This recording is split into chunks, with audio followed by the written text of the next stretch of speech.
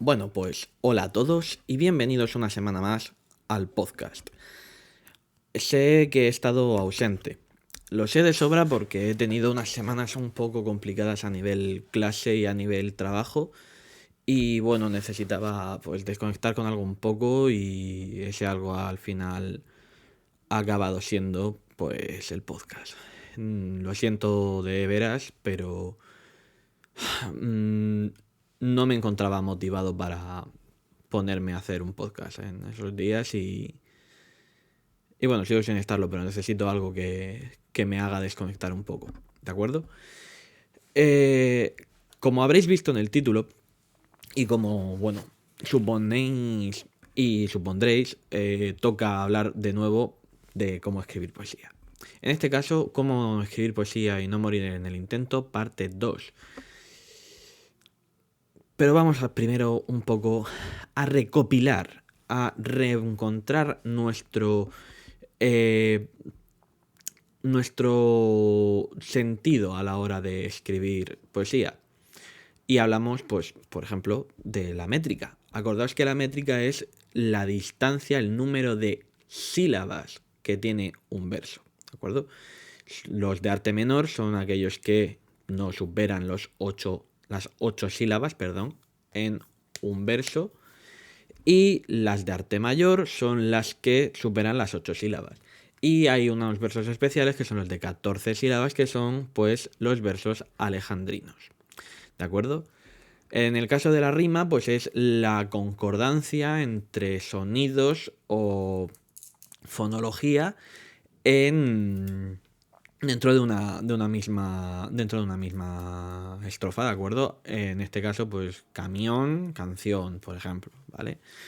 Y luego está, pues, hablar un poco de sentimientos, que es, pues, al final lo que da sentido último al escribir poesía.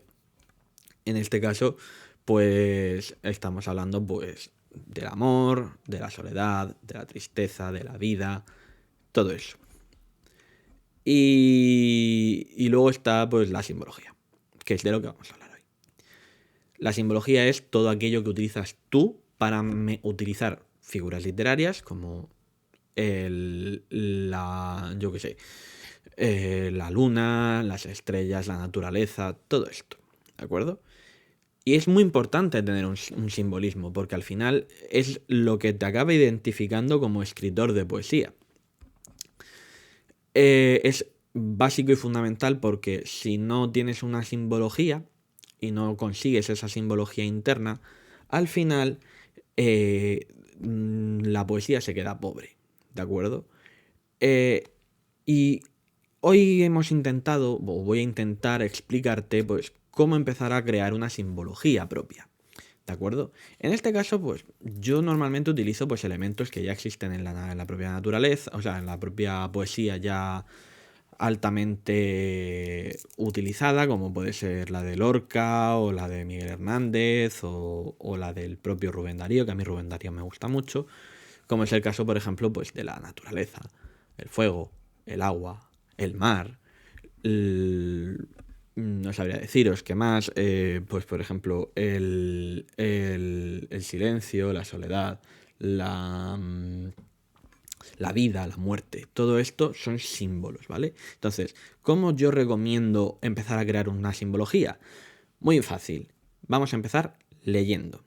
¿Y cómo empezamos a leer? Muy fácil, sencillo y para toda la familia.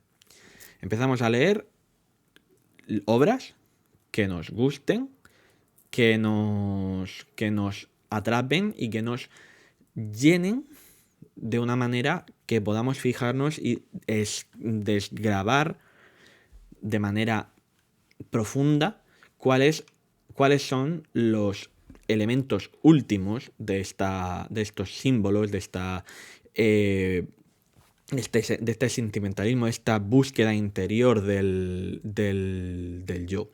¿De acuerdo? Ostras, qué profundo me ha quedado esto. Pero tenemos que buscar cosas con las que nos sintamos nosotros representados a la hora de escribir. ¿De acuerdo? Por ejemplo, la luna en el cielo brilla y brilla ausente porque no está ella. Por ejemplo. ¿De acuerdo? Eso es un ejemplo de metáfora. Y la luna brilla sola en el cielo. ¿Quién será la luna? Pues seré yo, a lo mejor, o será la persona con la que se siente identificada la luna. ¿De acuerdo? Pues otro ejemplo, el mar bravo, enfurecido contra la costa. Esto es, pues, ¿qué representa ese mar enfurecido? El mar enfurecido representa el choque de emociones, el choque de sentimientos, el choque de silencio y retumbe, ese sonido impactante de... Eso puede representar mil cosas, ¿de acuerdo? La plata, el oro, lo brillante también pueden significar. Buscar los significados, intentar darle significado a objetos que consigan hacer profunda tu poesía, ¿de acuerdo? Eso es un consejito de cómo empezar a utilizar este tipo de elementos, pero hablemos de símbolos clásicos, ¿de acuerdo? Estos símbolos clásicos, pues, por ejemplo, son el fuego, como elemento de la pasión más desenfrenada. Ejemplos de fuego ardiente, con valor. Bueno, ya hablando en serio. Ejemplos de fuego ígneo, quemante, ardiente. En este caso estamos hablando pues de pasiones desenfrenadas, como por ejemplo por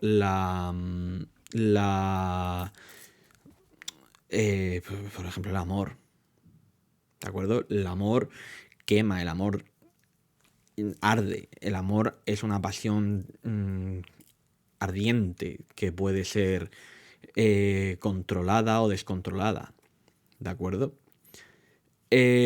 Otro ejemplo de elección de símbolo, la naturaleza. Las estaciones de la naturaleza. Cómo la naturaleza evoluciona con el paso del tiempo. Y eso mismo lo podemos aplicar a el paso de la vida. Esto se ha utilizado muchísimo por todos los poetas, escritores de poesía de la historia. Y luego, por último, está el mar. El mar también es un clásico dentro de la poesía. ¿De acuerdo? El mar se utiliza pues sobre todo para pues crear esa simbología de rompiente, roto, dureza, salvajismo, todo esto, ¿de acuerdo? Entonces, ¿cuál es la lección de oro de este programa? Porque tenemos que dar una lección de oro. Usa la simbología siempre como una forma de expresarte a ti mismo. ¿De acuerdo? De desarrollar tu figura como escritor. Porque es lo que estaba diciendo, es de lo que versa este programa básicamente. La simbología te crea a ti como poeta. No creas tú la simbología como poeta. ¿De acuerdo? Tienes que basarte en los símbolos, en tus símbolos, que tú identifiques como propios, para llegar a conseguir expresarte de una manera profunda y cierta. ¿De acuerdo? En conclusión, procura siempre estar trabajando tu simbología para, de alguna manera, llegar al público de manera más profunda. ¿De acuerdo? Y hasta aquí el programa de hoy. Espero que te haya servido, que me disculpes. Déjame abajo en los comentarios si me disculpas por esta ausencia de un par de semanas. Y nos vemos la semana que viene con un nuevo podcast. Hasta entonces.